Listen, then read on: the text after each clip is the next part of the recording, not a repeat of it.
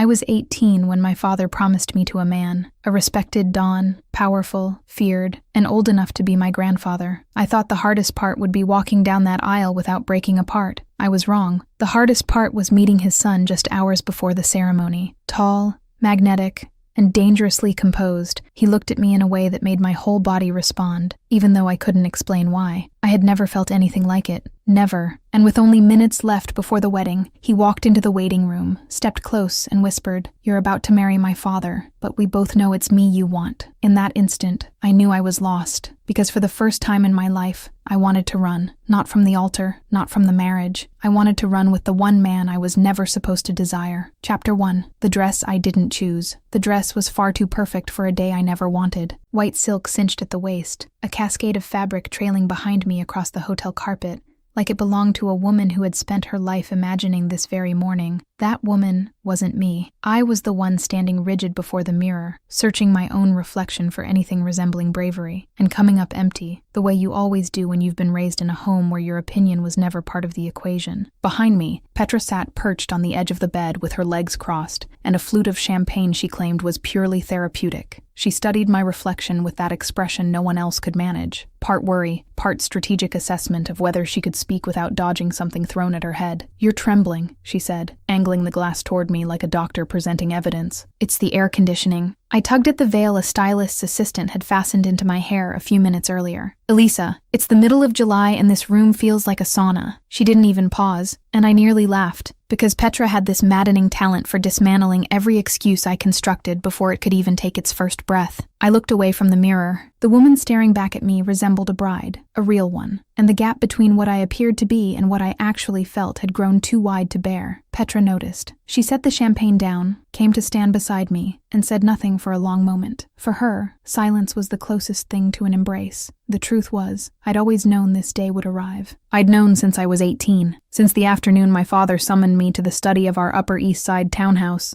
and shut the door behind me with the quiet precision he reserved for deals no one survived. I can still see every detail. Slats of light fell through the blinds and striped the dark hardwood. My father, Armando Vetrano, sat behind the desk with his hands resting on a leather portfolio I had never seen before. He didn't invite me to sit. He never did. I sat anyway, because I had learned early that standing in front of him only looked like defiance, and defiance was a game I could never win. "No dating," he said, eyes fixed on the folder. "No being seen alone with any man. No accepting invitations, gifts, or attention of any kind. As of today, Elisa, you belong to someone." The word, belong, landed between us like a verdict.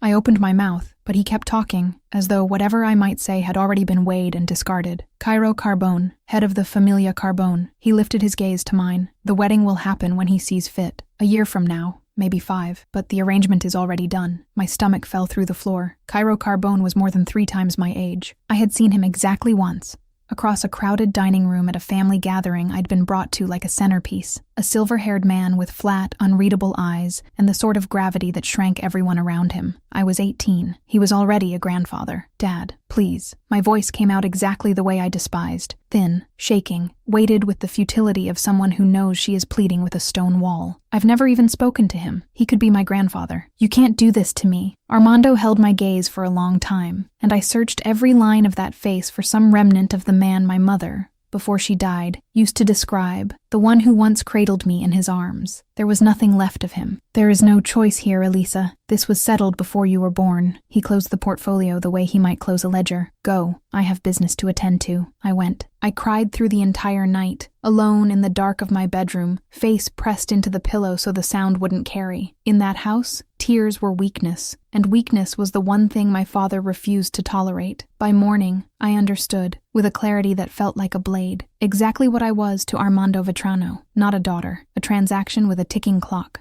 4 years had passed since that afternoon, and here I stood, wrapped in a dress I hadn't picked, inside a hotel room I hadn't booked, minutes away from marrying a man I didn't love. "Try to see the upside," Petra said, pulling me back to the present with the tone she used whenever she sensed I was about to unravel. She tucked a loose strand of hair behind my ear and offered a crooked smile. "You'll be living in a house with 40 rooms." I caught her eyes in the mirror, and the words slipped out before I could stop them, "and sleeping alone in every single one." Petra bit down on her lip to trap the laugh, but her eyes gave her away. She knew me too well to treat it as nothing but a joke, and I knew her too well to pretend there wasn't a sharp edge of truth underneath it. We'd been inseparable since boarding school in Zurich, since we were 15, since the night she showed me how to climb out the dormitory window so we could raid the kitchen for chocolate at 2 a.m. Petra Hom was the only human being on earth I could be entirely myself around, without worrying that any piece of it would be weaponized later. "You're going to survive this," she said, and the humor drained from her voice. She gripped my hand tight. "I won't let you vanish inside that family, Elisa, even if I have to storm that mansion every single week." I held on and swallowed against the knot swelling in my throat. If the tears started now, the mascara was finished, and the makeup artist who had spent 40 minutes crafting a look she called effortlessly refined would probably need medical attention. The clock on the wall showed 11:38. In less than an hour, I would become Cairo Carbone's wife. The thought felt borrowed, like it belonged to some other woman's story, someone braver, steadier, more of everything I wasn't. I stood motionless in the center of the room, hands like ice, pulse hammering, listening to the muted bustle of the event crew downstairs and trying to convince myself I could make it through this day in one piece. Then I heard it, heavy, purposeful footsteps in the corridor, stopping right outside my door. 2 knocks, sharp, measured, in a rhythm that didn't match any of the assistants who had been drifting in and out all morning. Petra and I locked eyes at the same instant. "Were you expecting anyone?" she asked, already on her feet, champagne flute raised in the air like an improvised weapon. I shook my head, and before either of us could react, the handle turned. Chapter 2. The Man at the Wrong Door. The door swung open before I had a chance to decide if I wanted it to, and the man standing on the other side had no business being in that corridor. I knew it immediately, the way you know by pure instinct when someone steps into a room and shifts the gravity of everything around them. He was tall, not the forgettable kind of tall, the kind that fills every inch of space as though the architecture had been designed around him. His suit was dark, tailored so precisely it followed every angle of his frame without apology, and the top button of his shirt was undone, as though formality were a rule he'd weighed and chosen to discard. His face was the sort that derails your thoughts mid-sentence. A jaw cut sharp enough to notice, dark eyes set deep beneath a strong brow, and a mouth that seemed permanently suspended between restraint and danger.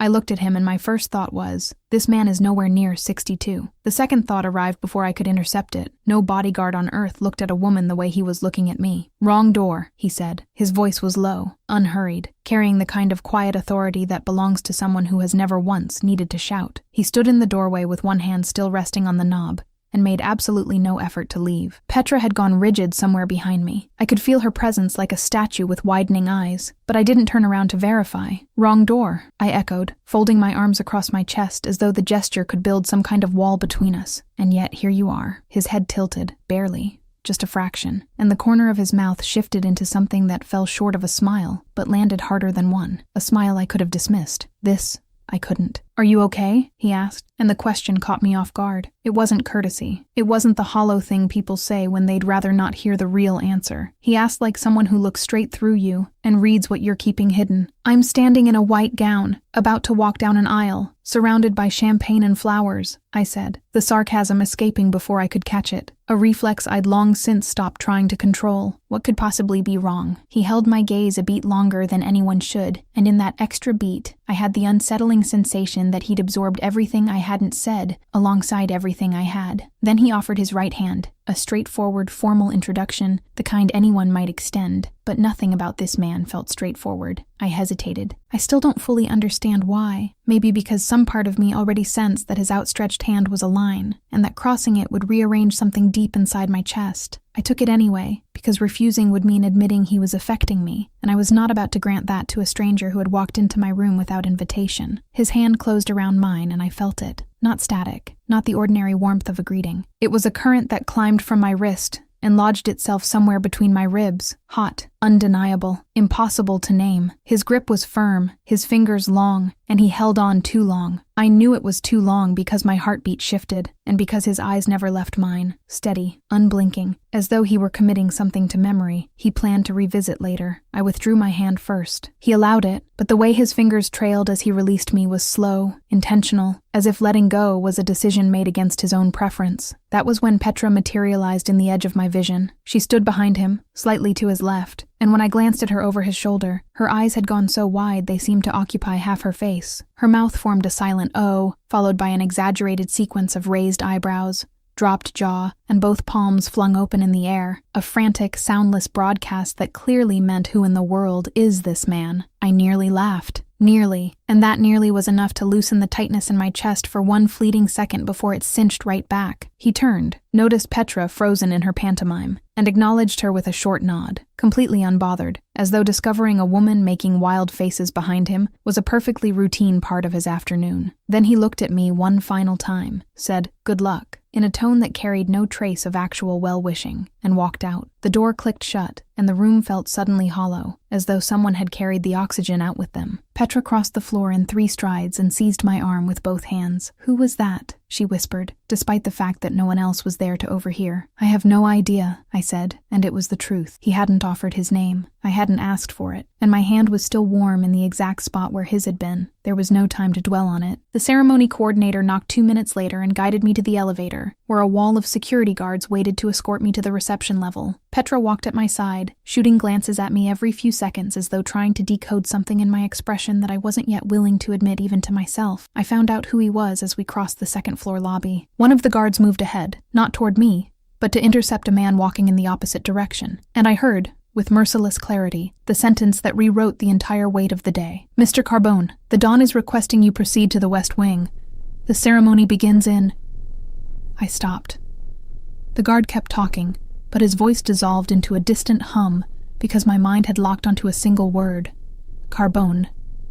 I turned my head toward the man being addressed, and it was him, the man from the wrong door, from the handshake that lasted too long, from the gaze that seemed to hold things I wasn't equipped to understand. He stood a few yards away, in profile, listening to the guard with the same measured composure as before, and then, as if he'd felt the pull of my stare, he turned his face toward me. Our eyes met. He didn't smile, didn't gesture. He simply looked at me, and the current returned, tracing the same invisible path it had followed when our hands touched. He knew I had just learned who he was, and he didn't look the least bit surprised. Petra yanked my arm and forced me forward again. "Elisa," she murmured, her voice drawn tight. "Elisa, that's the son. That's Cairo's son." I said nothing. I couldn't. The ceremony holding room was a narrow space with walls draped in cream-colored fabric and an oversized mirror mounted opposite the door. They stationed me there for the final minutes before my entrance, and Petra stayed at my side, gripping my hand in silence, because even she, who never ran out of words, understood that no sentence in any language could improve this moment. Fewer than 5 minutes remained when the door opened again, and it was him. Noah Carbone stepped into the waiting room as if the space had been built to receive him, as if every space had, and stopped less than 6 feet from where I stood. His gaze traveled the full length of me without apology, without haste, without a flicker of self-consciousness, and then it returned to my face with an intensity that made the fabric of the dress feel like nothing at all. "You look beautiful," he said. It wasn't a compliment. It was a fact, delivered with the same plainness someone might use to say the ocean is deep,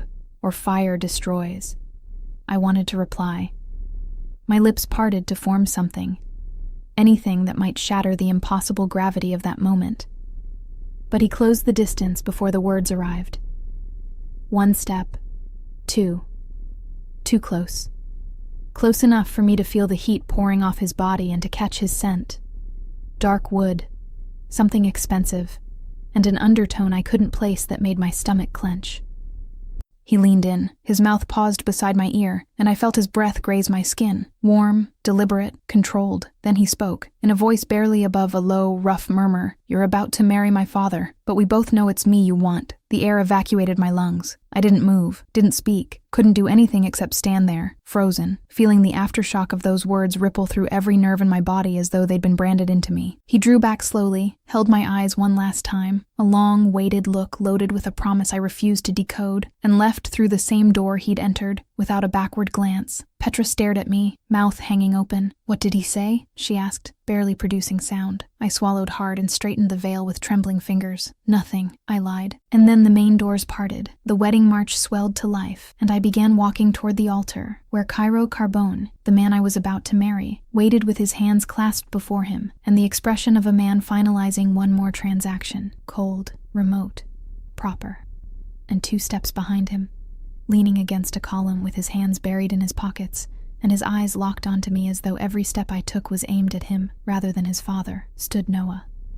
Watching me as if the wedding were already his, as if I were already his, as if all of it, the gown, The altar, the rings, the vows, were nothing but a formality he fully intended to dismantle with time. I kept walking, and tried not to look at him, and failed. Chapter 3. The Don's Wife. Cairo Carbone said I do with the same inflection he probably used to sign off on contracts. Measured, efficient, stripped of feeling. I said it too, but my voice came out quieter than I'd planned, and I suspected the only people who actually caught it were the officiant and Petra, seated in the second row with reddened eyes and her nails buried in the leather of her clutch. The ceremony was brief, polished, and hollow in every way a wedding shouldn't be. Cairo held my hand through the vows with the courteous grip of a man greeting a colleague at a fundraiser, and when the officiant told him he could kiss the bride, he placed his lips against my forehead, not my mouth, in a gesture so quick it might not have happened at all. I couldn't tell whether this relieved me or wounded me, and the confusion lodged in my chest like a knot that refused to belong to either emotion. I never looked back during the ceremony. I didn't have to. I could feel Noah behind me, 2 steps from his father, propped against that column. With the same certainty I felt the fabric of my own gown. His presence didn't request attention. It commanded it, pressing against the air like a shift in barometric pressure, and it made me grip the printed vows harder than necessary just to have something solid to hold on to. The reception filled the hotel's grand ballroom, round tables draped in dark linen, white floral arrangements so flawless they bordered on hostile. I was seated at the head table beside Cairo, who spoke exactly 4 sentences to me over the course of 2 hours, all concerning the wine selection, the menu, and departure logistics. Not a single word about me. Nothing to suggest he recognized the woman next to him as anything beyond a piece that had just been slotted into its correct position on the board. It was between the second course and dessert that he appeared. Fausto Reni approached from my left, carrying a smile that displayed every tooth and a glass of red wine pinched between his fingertips, as though even drinking were a choreographed act. He was a man of 45, with the kind of looks that had already crested, features once striking, now sharpened by time, and by something behind his eyes I couldn't quite identify, but that made me want to press myself deeper into my chair. "The most stunning bride New York has produced in years," he said, bending toward me with the ease of someone who'd known me for a lifetime. "Fausto Reni, underboss of the Reni family out of Chicago. Officially, I'm here as a gesture of goodwill, but I'll admit the hostess interests me far more than the diplomacy." I smiled, because smiling was the assignment, and offered my hand, which he held a beat longer than comfortable. Cairo, at my side, didn't stir, either because he hadn't noticed,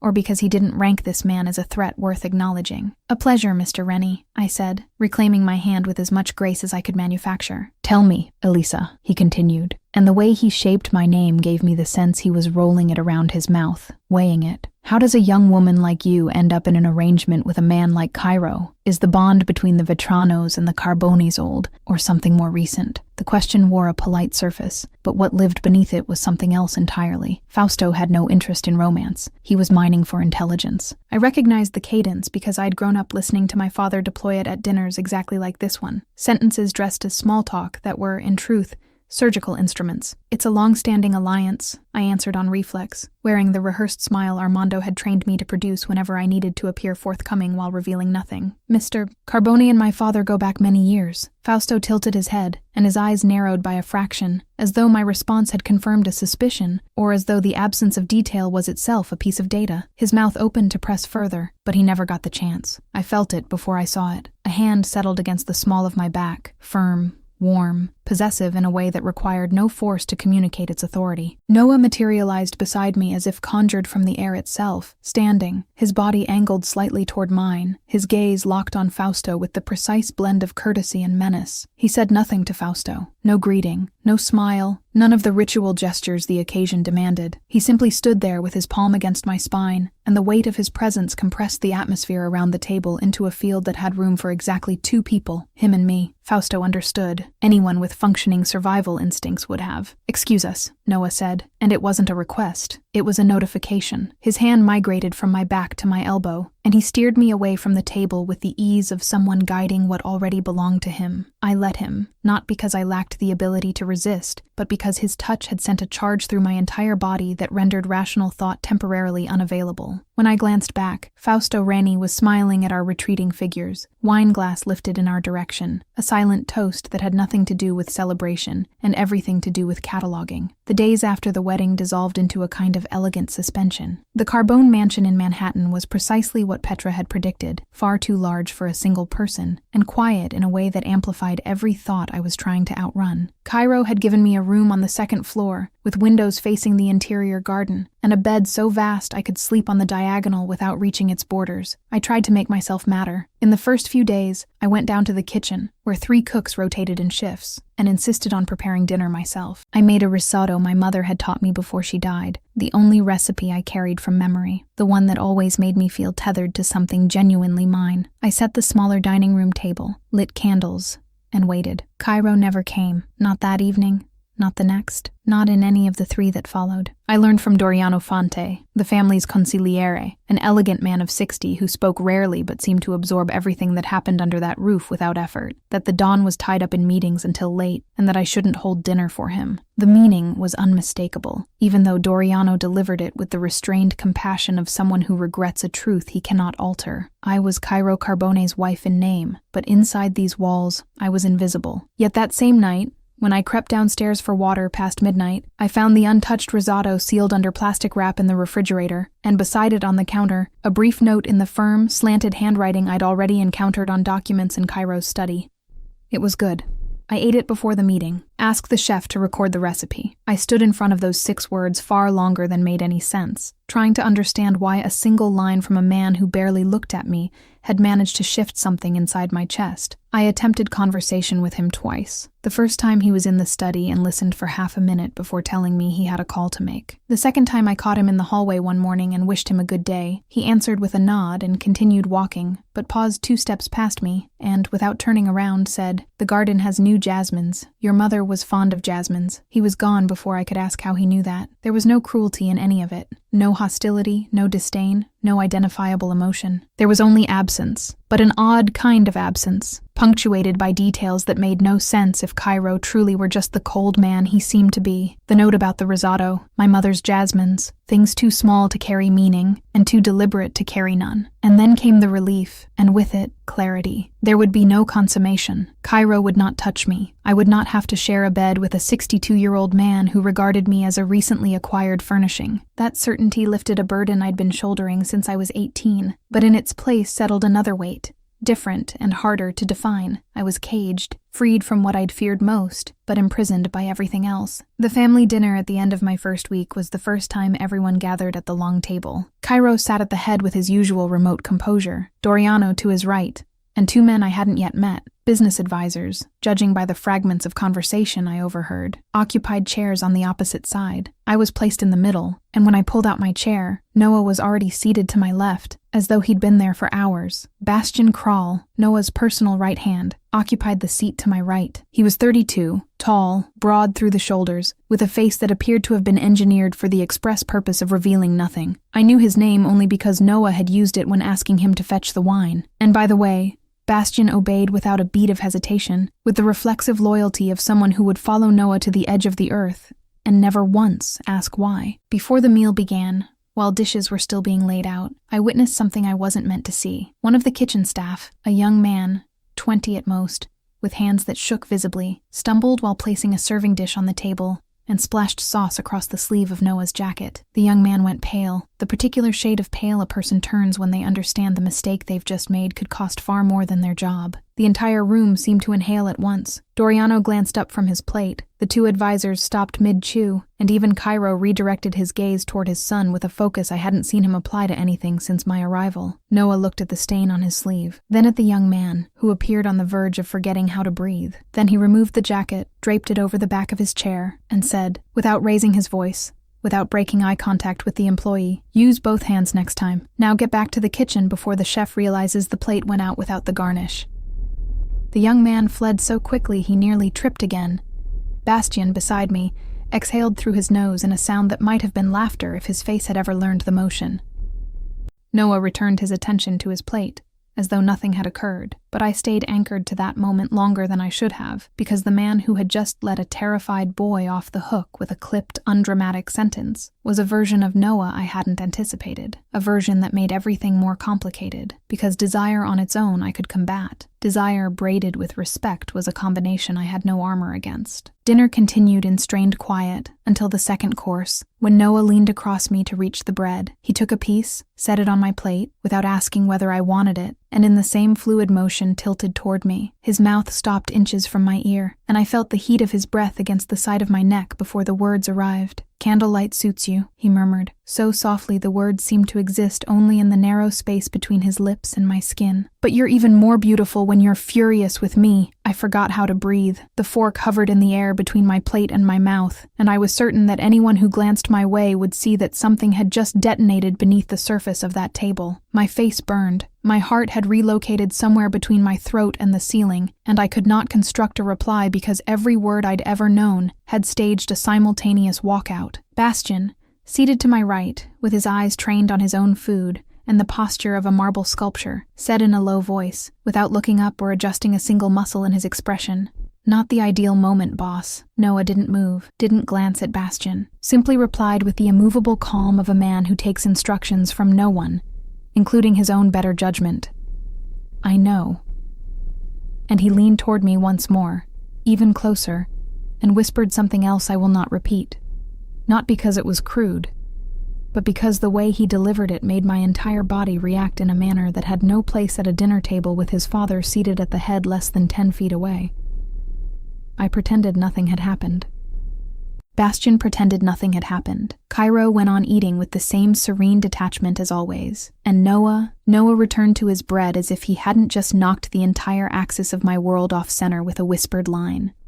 After dinner, when the men withdrew to Cairo's study and the table was being cleared, I slipped through the back door and escaped into the garden. I needed air. I needed a space beyond the reach of his whispers, somewhere I could think with even a shred of clarity about what was happening to me, about the fact that I was married to one man and unable to stop my thoughts from circling his son. The mansion's garden was enclosed by tall, ivy-covered walls, with a stone walkway that led to an iron bench beside a fountain that had been shut off. I sat, drew a deep breath, and closed my eyes, and for 30 seconds I believed I was alone. "You ran," his voice came from behind me, and I didn't need to turn around to know who it was. My body already knew. Every muscle tightened, every nerve ignited, and the night air grew heavier the instant he spoke. Noah entered my line of sight from the side, hands in his pockets, jacket open, tie pulled loose. He stopped 2 paces from the bench and looked down at me with an expression that blended amusement with something darker, something I still lacked the courage to name. I stood, because meeting his gaze from below felt like conceding ground, and folded my arms across my chest. "What do you want from me?" I asked, and my voice emerged steadier than I'd expected, steady but fractured at the edges, like glass still upright with a crack running through its center. Noah watched me for a long moment, and I saw something shift deep inside those dark eyes, a hairline fracture in his flawless composure, a flash of something that resembled unguarded honesty, and didn't fit with anything I'd learned to expect from him. When he answered, his voice was low, stripped of irony, stripped of games, stripped of every layer of performance I'd already come to anticipate. Everything. The word hung suspended between us like a verdict. Before I could speak, before I could absorb the weight of that single syllable, he stepped back, withdrew his hands from his pockets, and walked away along the same stone path he'd arrived on, without looking back, without waiting for an answer, as though the answer were already his, and he'd known it before I did. I stayed in the garden with my heart hammering and my arms still locked across my body, staring at the empty space where he had stood. And I thought, with a clarity that frightened me, I was in danger. Not the kind that involves guns or spoken threats, the kind that involves a man who says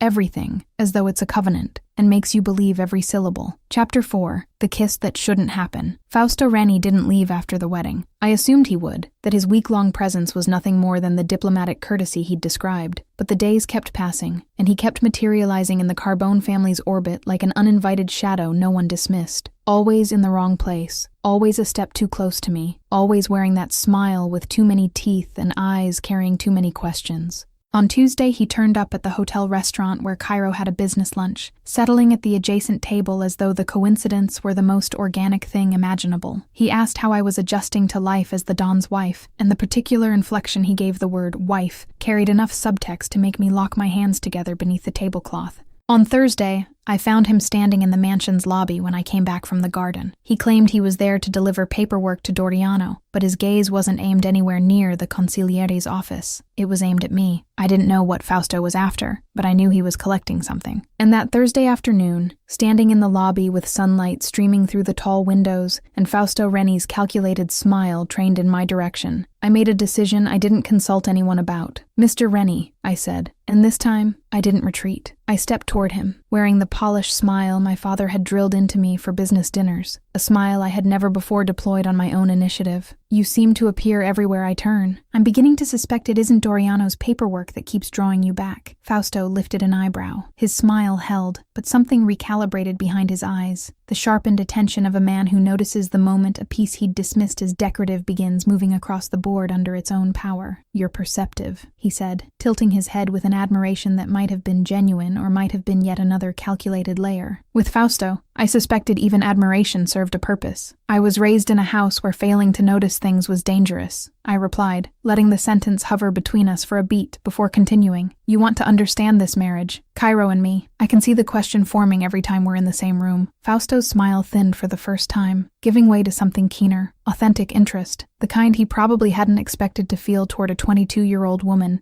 he'd been underestimating since the reception. "Then, enlighten me," he said. "Cairo is a private man," I said, selecting each word with the precision of someone arranging crystal on a high shelf. "He isn't demonstrative. He isn't the kind of husband who delivers speeches or arrives with bouquets. But he chose me, personally, over every other option a man of his standing could have pursued. And that, Mr. Rennie, is all you need to know about this marriage." The lie emerged fully formed, polished, airtight, and the most unsettling part was that I hadn't rehearsed a syllable of it. It arrived ready-made, armed with exactly the right proportion of partial truth to pass as genuine. I was doing precisely what my father did at the dinners of my childhood, meeting dangerous questions with answers that appeared to open doors while quietly bolting every one of them shut. And for the first time, resembling Armando Vetrano didn't disgust me. What I felt instead was the quiet authority that comes from discovering you possess a skill that can shield the right people, even if the skill was forged in the wrong circumstances. Fausto studied me for 3 full seconds. Then he raised a hand in an elegant gesture of concession. "The Familia Carbone has found a wife worthy of the name. My respects to the Don." He departed down the corridor with the light stride of a man who believes he's gotten what he came for. I remained in the lobby, pulse racing, palms damp, and understood 2 things simultaneously. I had bought the family time,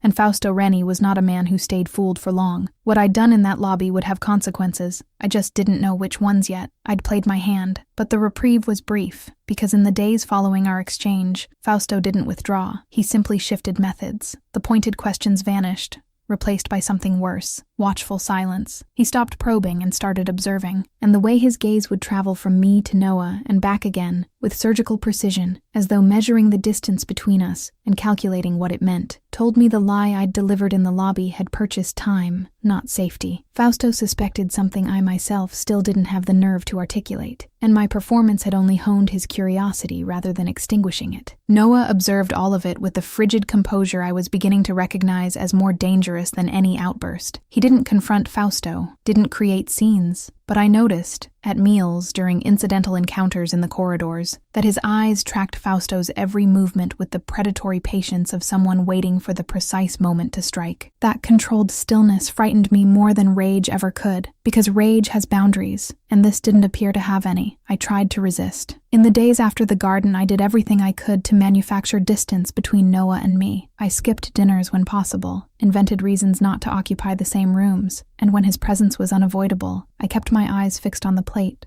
the walls, the floor, anywhere that wasn't his face. But avoiding Noah Carbone inside a house that belonged to Noah Carbone was like trying to avoid breathing. He was everywhere, in the sound of footsteps in the morning corridor, in the scent that lingered after he'd left a room, in the empty chair at dinner that I knew he'd fill at any moment. I was trying to ignore a storm that had already moved inside my own walls. On Friday night, nearly 2 weeks after the wedding, I reached my limit. The mansion was silent. Cairo had left for a meeting Doriano described only as sensitive business, and most of the staff had already turned in. I lay on my bed, staring at the ceiling when I heard voices. They weren't raised. They were the kind of exchange that happens between people who know walls listen. Restrained, somber, deliberate. But my room sat close enough to the hall that I could catch fragments when the house fell completely still. And that night, the silence was so deep, I could hear the downstairs clock. It was Noah and Bastian. I didn't get up to eavesdrop. I didn't need to. The words arrived in fragments, like scattered pieces of a puzzle I hadn't volunteered to solve. "It's not about loyalty. It's about timing," Bastian was saying, and his voice carried a tension I'd never heard before. as though the mask of blankness developed fractures only when no one was watching. Your father won't be here forever, Noah. And when he's gone, everything he built lands on you. Are you ready for that? The silence that followed stretched long enough for me to hold my breath. When Noah finally answered, his voice was stripped of every layer I recognized. Not deep and controlled, not provocative, not seductive, just honest. The kind of honesty that sounds like an exposed wound. No, he said, but that's never stopped anyone in this family. Footsteps retreated, a door closed, and then the quiet returned. I lay in the dark with my pulse beating in a rhythm that had nothing to do with exhaustion. For the first time, what I felt wasn't merely attraction to the man sleeping 3 doors to my left. It was something more tangled, the realization that Noah carried a weight I hadn't perceived, and that the armor he wore around me was the same armor he used to shield himself from everything else. I was afraid of what I felt for him, but in that moment, I was also afraid of what he felt alone. And I made the most reckless decision available to me. I decided to go to him and end this once and for all. The hallway was dark, and I walked barefoot across the hardwood, each step echoing against the walls like an indictment. When I stopped at his bedroom door, the sliver of light beneath it told me he was awake. I knocked twice, firmly, because a tentative knock would give me time to lose my nerve, and the door opened almost immediately, as though he'd been expecting someone. Noah stood without his jacket, without his tie, shirt sleeves pushed to his elbows, and his hair slightly disordered, the most human version of him I'd encountered. He looked at me in my nightgown and bare feet, and something ignited deep in his eyes and extinguished so rapidly I couldn't be sure whether I'd seen it or invented it. He stepped aside without a word, leaving room for me to enter, and I did, because I was already there, and retreating at that point would have been worse than pressing forward. His room was larger and darker than mine, paneled in wood, with an open window admitting night air and the faraway hum of the city. A glass of whiskey sat half full on the table beside a leather armchair, and a book lay open where he'd clearly been reading before I arrived. I stopped in the middle of the room, arms crossed, chin lifted, doing my best to project more confidence than I possessed. "I need you to stop," I said, and my voice came out steadier than expected, which gave me enough courage to keep going. "The whispers, the stairs, what happened in the garden, all of it has to end, Noah." He leaned against the door he'd just closed, folded his arms across his chest, and listened, in silence. No interruption, no smirk, none of the reactions I'd prepared counter-arguments for. He simply watched me with those dark eyes and waited, and his silence was harder to withstand than any rebuttal would have been. "What's happening between us isn't right," I continued, and this time, the steadiness in my voice began to fracture at the edges, because speaking the words aloud made everything more concrete. "I'm married to your father. I live under his roof. And every time you come close, every time you say those things, I feel as though I'm betraying the only person who gave me a place in this world, even if that place is hollow." The last part escaped without clearance. I hadn't meant to confess that I felt hollow in Cairo's house, hadn't meant to expose that opening, but the words broke free and hung between us like a confession I couldn't retrieve. Noah held his silence for 3 more seconds. I counted, then pushed away from the door. He took 1 step toward me, just one, but that single step redrew the geometry of the entire room, because the distance between us shifted from manageable to perilous in less than a heartbeat. "You came to my room, barefoot, in the middle of the night, to ask me to stop," he said, his voice low and measured, carrying a note of something that might have been tenderness if it weren't so lethal. "And you're shaking." I was. I hadn't noticed until he named it, but my hands were trembling, and my shoulders were rigid, and I was breathing far too fast for someone who'd come here intending to put an end to something. "I'm cold," I said, and it was the same lie I'd told Petra in the hotel room on the wedding morning, and it failed just as completely now as it had then. Noah took another step. The gap between us was less than an arm's length. "Liar," he said, barely above a breath, and the corner of his mouth bent into a half-smile that wasn't playful. It was ruinous, because it carried the weight of a man who knew precisely what I was feeling and had no intention of pretending otherwise. I retreated. He advanced. The pattern repeated. Me backward, him forward, until my spine pressed flat against the wood-paneled wall, and there was nowhere left to go. Noah stopped inches from me, close enough for the heat of his body to penetrate the thin fabric of my nightgown, and his gaze dropped to my mouth with the unhurried deliberation of someone who knows time belongs to him. I should have pushed him away, should have said something, anything, to shatter the moment and send me back to the dark hallway and the solitary safety of my room. But my body had unanimously overruled my mind, because I didn't move, and when his hand rose and his fingers touched my chin, tilting my face up toward his with a gentleness that contradicted everything I thought I knew about this man, I closed my eyes instead of opening my mouth, and he kissed me. It wasn't gentle. It wasn't cautious. It wasn't any of the things a first kiss is supposed to be when the woman has never truly been kissed before. It was urgent, consuming, and inevitable, as though he'd been containing it for too long, and the wall had finally given way the instant his lips met mine. The hand on my chin slid to the side of my face, and the other found my waist, drawing me against his body with a force that emptied my lungs. I should have pulled back. The phrase looped through my head like a distant siren. I should.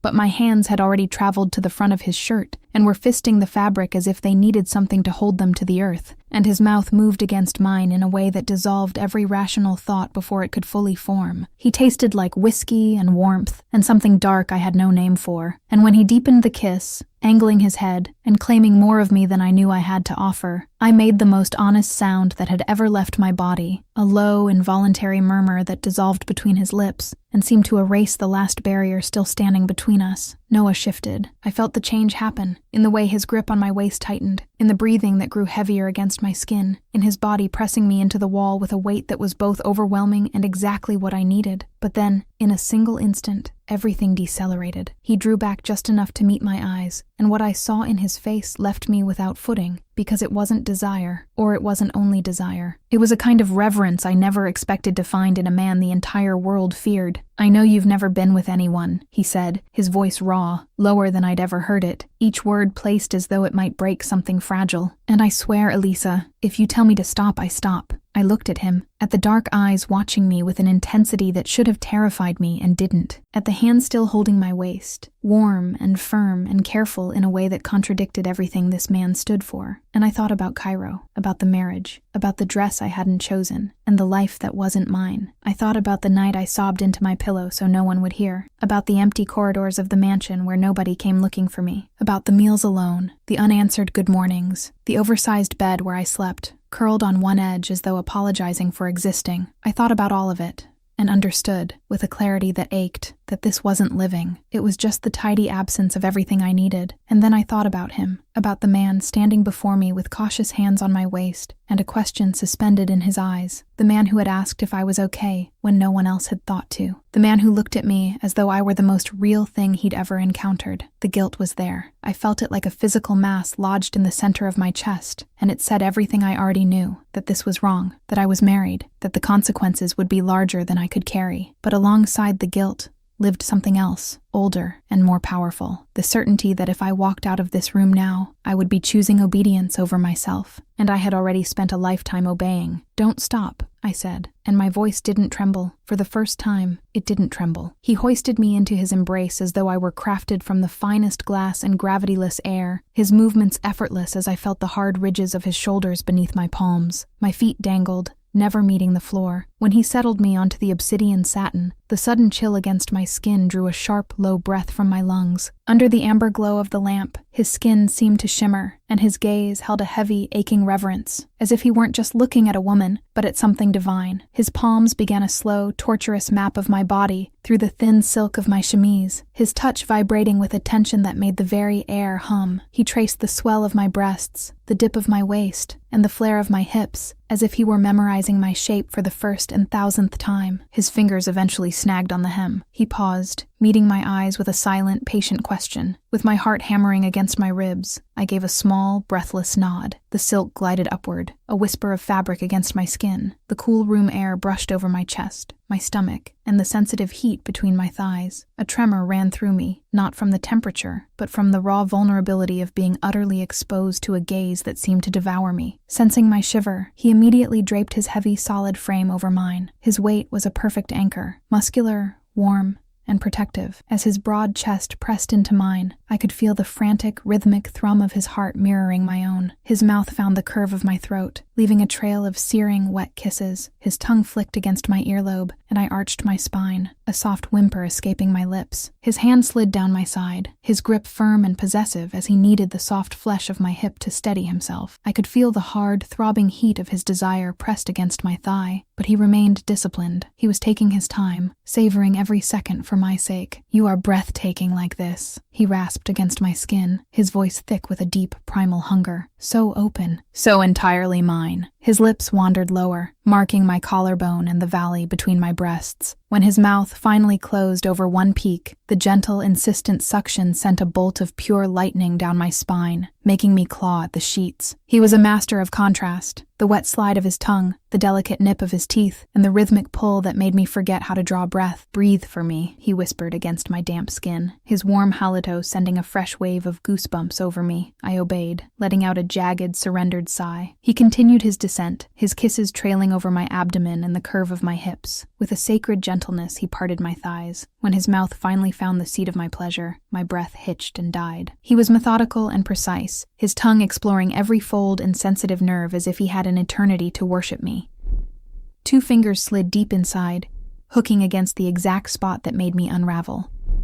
I came in long, shattering waves, my fingers tangling in his hair as my body pulsed and tightened around him. Only when I began to settle did he move back up. Our gazes locked, dark and intense. He positioned himself at my entrance, the thick, searing tip of him pressing into my slick heat. He pushed inside with an agonizing slowness, inch by deliberate inch, watching my expression as he filled me to the brim. For a long moment, we simply stayed there, fused together, pulsing as one, sharing the same frantic air. Then, the rhythm began. It was deep and measured. Every thrust felt like a silent vow. His hips rolled with a punishing precision, his body a heavy canopy over mine, his arms wrapping around my shoulders to shield me. I locked my legs around his waist, digging my heels into his lower back to pull him even deeper. The room was filled with the friction of skin, the sound of ragged gasps, and the low, guttural moans of total connection. He only broke his composure when he felt me begin to coil tight again. His hand slipped between our bodies, his thumb grinding against my swollen heat, and I shattered for the second time. It was harder and longer than the first. I buried my nails into the muscles of his back, crying out his name in a broken sob. The sensation pushed him over the edge. With a low, primal groan, he buried his face in the crook of my neck and surrendered, pouring himself into me as his entire body buckled with the force of his release.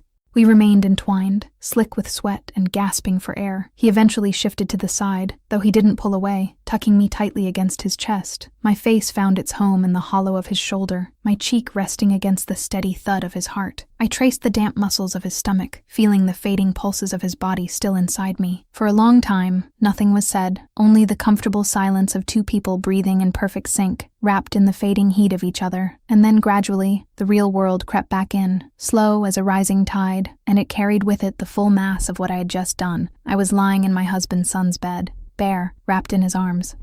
Inside the same house where Cairo Carbone slept 3 doors to the right, believing his wife was in her own room, alone, untouched, faithful. Panic climbed my throat like nausea. I sat up and groped for my nightgown in the darkness, hands unsteady, stomach knotted with guilt. Noah stirred behind me. I felt his palm settle on my shoulder, warm and steady, trying to pull me back. "Elisa," he said, and my name in his mouth sounded unlike it did anywhere else, sounded as though it had been made for his voice, and that only made everything worse. "No," I said, yanking the nightgown over my head inside out and not caring. I couldn't look at him. If I looked, I'd stay. If I stayed, I'd lose myself entirely. This should never have happened. I left the room without turning around, without pulling the door shut, without another word. I crossed the hallway barefoot and entered my own room the way someone enters a confessional, closed the door, pressed my back against it, and sank to the floor. I cried there in the dark, his scent still clinging to my skin, his taste still living on my lips, and every tear carried the twin weight of a guilt that was tearing me apart, and a feeling I couldn't rip out by the root. Because the truth, the terrible, inescapable, merciless truth, was that I didn't regret what had happened. I regretted wanting it as much as I did. The days that followed were a desert. I sealed myself inside my room and stopped appearing at meals. When a member of the staff knocked to ask if I needed anything, I said I was unwell and wanted to be left alone. Petra called 3 times. I watched her name glow on the screen and ignored everyone, because Petra knew me too thoroughly. A single syllable of my voice would be enough for her to understand something had happened, and I wasn't prepared to give words to what I'd done. I avoided mirrors, avoided leaving the room past 10 at night, avoided thinking about his name, his scent, the way he'd murmured "breathe" against my skin as though he knew I was forgetting how because of him. And I failed at every single one of those attempts, every time, without exception. On the 5th morning of my self-imposed exile, Just as I was beginning to convince myself I could spend the rest of my life hiding from the entire world, my phone buzzed on the nightstand. It wasn't Petra. It wasn't an unknown number. It was an internal mansion line, the direct extension from the main study. The message was brief, blunt, and every word landed like a sentence handed down from a bench. Living room. Tomorrow at 10 a.m. We need to talk. Cairo. I read it 3 times. The first time my hands shook. The second time my stomach dropped through the floor. The third time, I set the phone on the bed and stared at the ceiling with the frozen certainty that Cairo knew, that it was over, that tomorrow, at 10 o'clock, the life I knew would come to an end. Chapter 5. The Agreement. I didn't sleep. I spent the entire night on my back, staring at the ceiling, with Cairo's message seared into my brain like a brand. We need to talk. 3 words that, from anyone else, could have meant 100 things. But from the dawn of the Familia Carbone, from a family whose motto was Il sangue non mente, and whose preferred method of punishing betrayal was permanent silence, they could only mean one thing. He knew. At 9:47, I checked the clock 3 times before leaving the room, because I needed something concrete to grip before my thoughts pulled me under. I descended the stairs on unsteady legs and a parched mouth. I wore the first thing my hand found in the closet, a plain dark dress, nothing that could be mistaken for vanity. I pulled my hair back because I didn't want anything across my face that might distract me from what was coming, and I stood outside the living room door for exactly 12 seconds before scraping together what remained of my courage and turning the handle. Cairo sat in the armchair by the window, legs crossed, a cup of coffee in his right hand. Morning light filtered through the half-drawn curtains and caught his profile in a way that made him appear older and more human than I had ever seen, the creases framing his eyes, the immaculate silver hair, the large, weathered hands cradling the cup with the same composure they probably use to hold the fates of dozens of people every day. He didn't rise when I entered. He simply shifted his gaze in my direction and tilted his chin toward the opposite armchair, a gesture that was neither invitation nor command, but something suspended between the two. Like nearly everything with Cairo Carbone, I sat. My hands were ice, and I pressed them beneath my thighs to hide the trembling, though I was certain a man like Cairo registered these things without needing to look. My heart was hammering so hard I could feel it in my throat, and every second of silence between us stretched into what felt like a full minute. "Coffee?" he asked, lifting his cup toward me. "No, thank you," I said, and my voice emerged thin and unsteady in a way that irritated me, because I wanted to at least appear intact while my world disintegrated. Cairo took a measured sip, set the cup on the saucer with a precise click, and looked at me. The look wasn't angry, wasn't accusatory, wasn't any of the things I'd spent the entire night preparing defenses against. It was calm, and the calm terrified me more than fury ever could, because I had no idea how to protect myself from a man who wasn't attacking. "I'm not blind, Elisa," he said, his voice carrying the same unhurried cadence as always, as though remarking on the weather or the quality of the roast. "I see the way you look at Noah. I see the way he looks at you. And I know what happened between you." The floor vanished beneath me. I felt the blood drain from my face and plunge to some nameless depth, and my hands, hidden under my legs, began shaking with a violence I could not contain. The air thickened until breathing felt impossible, and the room seemed to tilt several degrees, as though gravity itself had decided to realign with the catastrophe unfolding in front of me. I opened my mouth to speak, to deny, to apologize, to beg for the kind of mercy I knew I hadn't earned, but what emerged was nothing. Heavy, naked silence, because the lie wouldn't form, and the truth was too enormous to fit inside any sentence. And then Cairo did something I hadn't anticipated, something that belonged to none of the scenarios my mind had built during that sleepless night. He smiled. It wasn't a broad smile. It wasn't warm or generous or anything we normally associate with the gesture. It was small, restrained, almost reluctant, as though his face had forgotten the mechanics and needed a moment to recall them. But it was there, real, on the lips of the coldest man I had ever known. "I think you need to hear a story," he said, and settled deeper into the armchair with the posture of a man preparing to speak at unusual length. I didn't move, didn't blink. Wasn't sure I was still breathing. Cairo began, and every sentence that left his mouth turned the world I understood inside out. He told me that Armando Vetrano, my father, had come to him years before the wedding with a proposition, his daughter in exchange for protection and territory. Armando wanted a Don to seal the pact. He would accept nothing less than Cairo himself as the groom, because the title of the Don's wife was the only currency heavy enough to guarantee the security he demanded for the Vetrano family's operations. Cairo accepted, but not for the reason Armando imagined. "I had already noticed," Cairo said, and for the first time since I'd known him, his voice carried something that resembled kindness, though he masked it too skillfully for me to be certain. "Long before Armando ever approached me, long before the marriage was even a possibility. I had already seen the way my son looked at you. Noah has never been able to hide it from me, and believe me, he hides nearly everything." The tears arrived before I realized I was crying. They slid down my face without sound, without sobs, just falling, one after another, while fragments I never knew were scattered began assembling into a picture I could never have imagined. Cairo continued. He explained that the formal marriage was the only way to satisfy Armando's demand, while keeping me within the family's protection, close, shielded, where Noah could reach me without the outside world suspecting.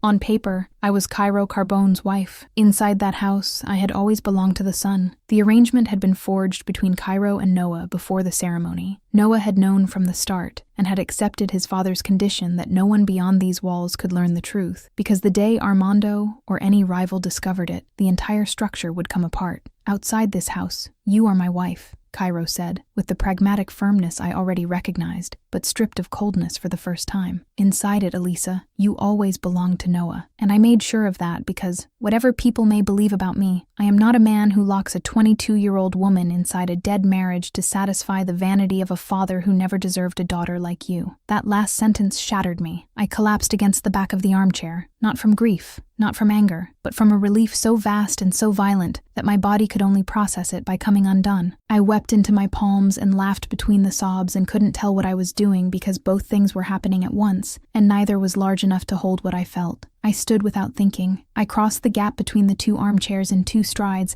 and wrapped my arms around Cairo Carbone, the Don of the Familia, the most feared man in the city, the husband I had believed was my captor and who, in truth, had been my shield all along. My arms circled his shoulders and I pressed my face into the chest of his impeccable suit, and he went rigid for 2 full seconds, body stiff, arms frozen at his sides, as though no one had embraced him in so long he'd forgotten how it worked. Then, slowly, with the hesitation of a man relearning a gesture he'd abandoned years ago, he raised one hand and delivered 2 light, clumsy pats against my back. It wasn't a real embrace. It was the most Cairo Carbone knew how to give, and somehow that made me cry harder. "Thank you," I said into his lapel, my voice muffled and soaked. "Thank you, Cairo." "Don't thank me," he replied, his tone already returning to its customary pragmatism, though the pats on my back hadn't stopped. "Just don't ruin the suit. It's the only one I tolerate before noon." I laughed, truly laughed, face drenched, nose red, with the absurd sensation that the world had rotated 180 degrees in the last 10 minutes, and I still had no idea where north was. I stepped back, wiped my eyes with the heel of my hand, and looked at Cairo with an honesty I had never felt safe offering him before. "I'm in love with him," I said, and the confession left me whole, without hesitation, without shame, because for the first time since I'd entered this house, I had nothing left to hide. Cairo regarded me with an expression I couldn't categorize, something between resignation and a quiet satisfaction, as though the confirmation of a well-executed plan provided him as much comfort as any demonstration of affection ever could. "Then why don't you tell him?" he said, with the patience of a man who already knew the answer before posing the question. I swallowed. The idea of saying those words to Noah, of opening my mouth and releasing a truth I had barely admitted to myself, sent my heart racing again, but this time it wasn't fear. It was something else, something that felt like a beginning rather than an end. "Because I don't know how," I replied, and my voice cracked at the tail of the sentence in a way that made me look exactly like what I was, a 22-year-old woman who had never told anyone I love you and had no idea where to start. Cairo lifted his gaze to a point behind me, and the corner of his mouth shifted into that same small, reluctant smile from before. "Turn around," he said. My heart stopped. I felt it before I saw it, the same way I'd felt it at the ceremony, at the dinner, in the garden, in his room at night. That unmistakable presence that altered the weight of the air and set every nerve in my body alight as though I'd been built to detect it. And when I turned, slowly, with my hands still damp from tears and my face still flushed, Noah was there, leaning against the doorframe, arms folded, eyes locked on me. I had no idea how long he'd been standing there, whether he'd heard everything, only the end, or the part where I declared I was in love with him with the same ease a person might state that the sun rises in the east. But the look on his face gave me my answer. He had heard, all of it. I turned crimson from scalp to toes. The heat climbed my neck, flooded my cheeks, reached the tips of my ears, and if I could have dissolved into the carpet at that moment, I would have done so gratefully, because feeling it in silence, in the dark, sealed inside my own mind, was one thing, and knowing he had just witnessed the most exposed confession of my life was something else entirely. Noah pushed away from the doorframe and walked toward me, unhurried, without the urgency of the night in his room. This time he moved with the calm of someone who knows there is no need to rush anymore, no need to calculate, because the distance between us was finally closing by choice, rather than by impulse stolen in the dark. He stopped in front of me, close enough for me to feel his warmth and the scent I'd already memorized without meaning to. Wood, heat, something dangerously familiar. And then his arms folded around me from behind, crossing over my chest, pulling me against his body with a possessiveness that was no longer forbidden, no longer concealed, no longer anything other than exactly what it was supposed to be. His mouth descended to my ear, that territory he'd claimed as his own since the waiting room before the ceremony, and his voice came out low, rough, shaped by the cadence of someone releasing words held back too long. "You're going to say that again," he whispered, and I felt each syllable press into my skin like a mark. Inside that room, I didn't answer with words. I turned my face toward him, and the kiss that followed was nothing like the first. Not urgency, not a dam collapsing, not desperation. It was slow, deep, intentional. The kind of kiss that happens when two people stop fighting the same thing and decide, together, that what they feel is stronger than every obstacle the world placed between them. Cairo cleared his throat behind us with the self-conscious restraint of a man who had anticipated the moment, but hadn't accounted for having to witness it. "I'm still here," he said, and the tone was so arid,